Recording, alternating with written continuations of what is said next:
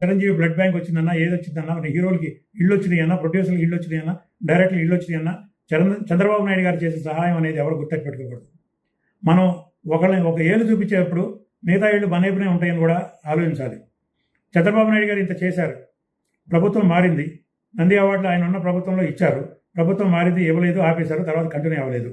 చంద్రబాబు నాయుడు గారి మనసు అందరికీ తెలుసు. ఆయన జగన్ గవర్నమెంట్లో ఆయన్ని అరెస్ట్ చేసి 53 రోజులు జైల్లో పెడితే చెన్నైలో ఉన్న నేను ఒక ధర్నా నిర్వహించి మీటింగ్ పెట్టాను. కానీ హైదరాబాద్లో ఉన్న ఇంత సెటిల్ అయిన హీరోలు ఒక్కరు కాకపోతే ఒక్కరన్నా వచ్చి అయ్యో చంద్రబాబు నాయుడు గారి అరెస్ట్ అక్రమం, అన్యాయం అని అన్నవాళ్ళు ఒక్కళ్ళన్నా ఉన్నారా? ఏ హీరో అన్నా ముందుకు వచ్చారా? ఏ నిర్మాత అన్నా, ఏ దర్శకుడు అన్నా ముందుకు వచ్చారా? బెనిఫిట్ పొందిన వాళ్ళ గురించి అడుగుతున్నాను నేను. ఫిలిం నగర్లో ఎంజాయ్ చేస్తూ ఉన్న వాళ్ళనే అడుగుతున్నాను. కనీసం ఫిలిం నగర్ క్లబ్ దగ్గర ఒక మీటింగ్ పెట్టి చంద్రబాబు నాయుడు గారి అరెస్టు అక్రమం అని చెప్పారా? ఎవరో ఆయన మూలంగా బెనిఫిట్ పొందిన ఐటీ ఉద్యోగస్తులు, ఐటీ వ్యాపారస్తులు గచ్చిబౌలి స్టేడియంలో అంత పెద్ద ఈవెంట్ చేశారే, సినిమా ఇండస్ట్రీ ఆ మాత్రం చేయటానికి ఎందుకు ముందుకు రాలేదు? ఆ రోజున ఎవరికి మాట రాలేదే? అందరూ భయపడ్డామా? ఎందుకని? అట్లాంటి చంద్రబాబు నాయుడు గారు అసలు ఎందుకు చేయాలి? సినిమా ఇండస్ట్రీ మూలంగా ఇప్పుడిప్పుడే బుడిబుడి అడుగులు వేసిన ఆంధ్రప్రదేశ్ రాష్ట్రాన్ని డెవలప్మెంటే చూడాలా? లేకపోతే ఆంధ్రప్రదేశ్ బాగోగులే చూడాలా? నష్టాల్లో, కష్టాల్లో, అప్పుల్లో ఉన్న రాష్ట్రాన్ని ముందుకు తీసుకెళ్లాలా? గత ప్రభుత్వం చేసిన అప్పులే తీర్చాలా? బాకీలే తీర్చాలా? ఈ రోజుకి 20 గంటలు పనిచేస్తున్నారు చంద్రబాబు నాయుడు గారి గురించి తెలుసు. ఆ వేదికలో మాట్లాడిన చిరంజీవి గారికి కానీ, మిగతా పెద్దలకు కానీ అందరికీ తెలుసు. రోజుకి 20 గంటలు కష్టపడి పనిచేస్తున్నారు చంద్రబాబు నాయుడు గారు. ఆయన సహకారంతో పవన్ కళ్యాణ్ గారు, లోకేష్ గారు ఎంత బాగా పనిచేస్తారో మనందరం చూస్తానన్నాం. క్రిటిసైజ్ ఎందుకు? ఏమన్నా చెప్పదలుచుకుంటే చిరంజీవి గారి సొంత తమ్ముడే పవన్ కళ్యాణ్ గారు, జనసేన నాయకుడే ఇన్ఫర్మేషన్, సినిమాటోగ్రఫీ, టూరిజం మంత్రి గారు కందులు దుర్గేష్ గారు. వాళ్ళకి చిరంజీవి గారు ఫోన్ చేసి చెప్పి చంద్రబాబు గారికి ఇట్లా చెప్పండి, ఆయన బిజీగా ఉన్నారు, నా మాటగా చెప్పండి అన్నో, లేకపోతే మీరే ఒకసారి చంద్రబాబు గారికి కలిసో ఎందుకు అడగలేకపోయారు? ప్రజల మధ్యలో పబ్లిక్గా వేదిక మీద చెప్పాల్సిన అవసరం ఏమిటి? అది ఇక మీకే వదిలేస్తున్నాను. నేను ఎవరిని ఇక్కడ కించపరచాలని కాదు, చంద్రబాబు నాయుడు గారి పేరు వచ్చింది కాబట్టి చెప్తున్నాను.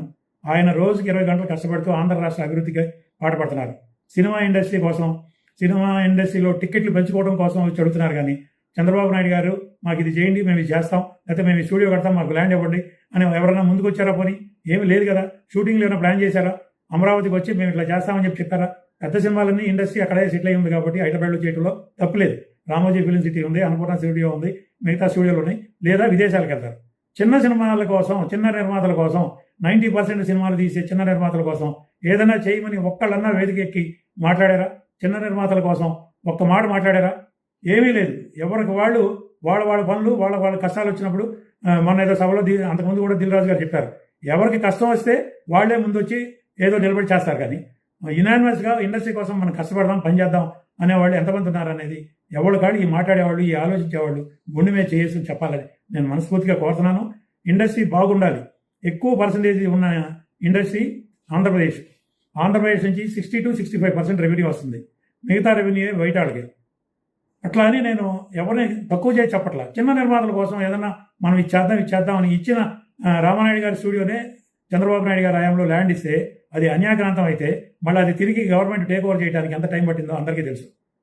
ఆయన ముందడిగేసినా కానీ ఎవరో ఒకరు వెనక్కి లాగుతూ ఉంటే ఆయనకి ఏంటి? ముందు ఆయనకి ఏది ఇంపార్టెంట్? రాష్ట్రాభివృద్ధి ఇంపార్టెంటా, సినిమా పరిశ్రమ ఇంపార్టెంటా? నేను సినిమా ఇండస్ట్రీలో ఒక సీనియర్ ప్రొడ్యూసర్గా, ఒక అనుభవమైన మనిషిగా చెప్తున్నాను. వాళ్ళ సినిమా ఇండస్ట్రీని బాగు చేయాలంటే ఈ సోకాల్డ్ పెద్ద హీరోల చేతుల్లోనే ఉంది, పొలిటికల్ చేతుల్లో లేదు. ఓటీటీకి ఇప్పుడు సౌత్ ఇండియా ఎగ్జిబిటర్లు అందరూ కలిసి ఒక మీటింగ్ పెట్టుకుని ఏర్పాటు చేయాలి, 8 వారాల వరకు ఓటీటీ ఇవ్వకూడదని చెప్పి కండిషన్ పెట్టారు. అలాంటి కండిషన్ మన దగ్గర ఎందుకు పెట్టరు? శాటిలైటు తర్వాత ఈ డిజిటల్ ఫార్మ్స్, క్యూబ్, యూఎఫ్ఓ వాళ్ళు లాంచింగ్ అప్పుడు నేను సౌత్ ఇండియన్ ఫిలిం ఛాంబర్లో ఉన్నాను సెక్రటరీగా. అప్పుడు ఏం చెప్పారు? ఒక 15 సంవత్సరాలు మేము ఛార్జ్ చేస్తాం, తర్వాత మా కాస్ట్ రికవర్ అయిన తర్వాత మేము ఫ్రీగా సప్లై చేస్తాం కంటెంట్ అన్నారు.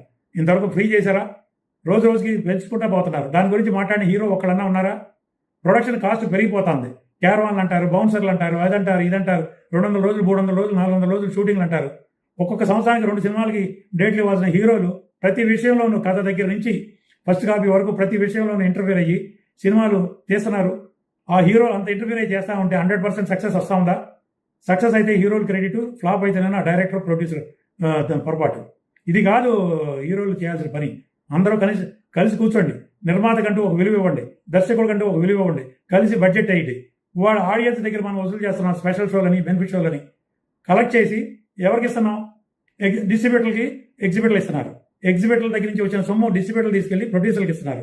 ప్రొడ్యూసర్లకు వచ్చి డబ్బులు తీసుకెళ్లి ఆర్టిస్టులు, టెక్నీషియన్స్, ఇంపార్టెంట్ మనుషులకు ఇస్తున్నారు. అదేమైపోతుంది? ఇండస్ట్రీలో రొటేషన్లోకి రావట్లా, అది ఇండస్ట్రీకి ఉపయోగపట్ల. అటువంటి సినిమాల కంటే కూడా చిన్న సినిమా నిర్మాతలను ఎంకరేజ్ చేయండి, చిన్న సినిమా నిర్మాతల్ని కాపాడండి. ఆంధ్రప్రదేశ్లో అనుకూలమైన లొకేషన్లు చాలా ఉన్నాయి. Coastal belt, green belt, hill stations, beach stations, natural heritage buildings, ఇలా ఎన్నో ఉన్నాయి ఆంధ్రప్రదేశ్ లొకేషన్లు. నిర్మాతలను ఎంకరేజ్ చేయండి. మీరు ఆంధ్రప్రదేశ్లో షూటింగ్లు చేయండి. 30% ఆంధ్రప్రదేశ్లో కనీసం చేస్తే కూడా అక్కడ అభివృద్ధి వస్తుంది. అభివృద్ధి వచ్చిన తర్వాత ఇండస్ట్రీలో చెప్పండి, సార్ ఇవాళ ఆంధ్రప్రదేశ్లో ఇండస్ట్రీ మేము నిలబెట్టాం, ఇప్పుడు నంది అవార్డు స్టార్ట్ చేయండి అనండి. చంద్రబాబు నాయుడు గారు ఇచ్చారు, తర్వాత ఆగింది, తర్వాత ఇప్పుడు మొదలైంది. గద్దర్ అవార్డ్స్ ఇస్తున్నారు, సంతోషం. ఇప్పుడు ఆంధ్రప్రదేశ్లో నంది అవార్డ్స్ ఇస్తే ఎంత తేడా వస్తుంది? ఒక కార్బన్ కాపీ లాగా ఇచ్చిన వాటిలే ఇవ్వాలా, లేకపోతే వేరే వాళ్ళకి ఇవ్వాలా? వేరే వాళ్ళకి ఇచ్చి కాంట్రవర్సీ వస్తుందా? దాని మూలంగా మంచి చెడు కూడా ఆలోచించాల్సిన బాధ్యత ఇండస్ట్రీ మీద ఉంది, ప్రభుత్వం మీద ఉంది. ఇచ్చిన వాటికి ఒకళ్ళు ఆలోచించకూడదు, కొంచెం ఆలోచించండి. Thank you very much.